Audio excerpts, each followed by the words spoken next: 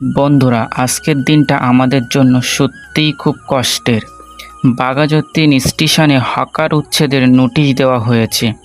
শুধু এখানে নয়, সোনারপুর, শিয়ালদহ, বারুইপুর আরও অনেক জায়গায় দোকান তুলে দেওয়া হয়েছে। এই ছোট্ট দোকানটি ছিল আমার রুজি রোজগারের ভরসা। ভেবেছিলাম প্রতিদিন আপনাদের জন্য নতুন নতুন ভিডিও নিয়ে আসব, কিন্তু এখন সামনে কি অপেক্ষা করছে তা সত্যিই জানি না। দোকানের ভিতরে এত মালপত্র, এত বছরের পরিশ্রম, সব কিছুই নিয়ে এখন অনিশ্চিন্তার মধ্যে আছি। আপনারা কমেন্টে অবশ্যই জানাবেন এই পরিস্থিতিতে আমার কি করা উচিত। আপনাদের পরামর্শ ও ভালোবাসা আমার সবচেয়ে বড় শক্তি।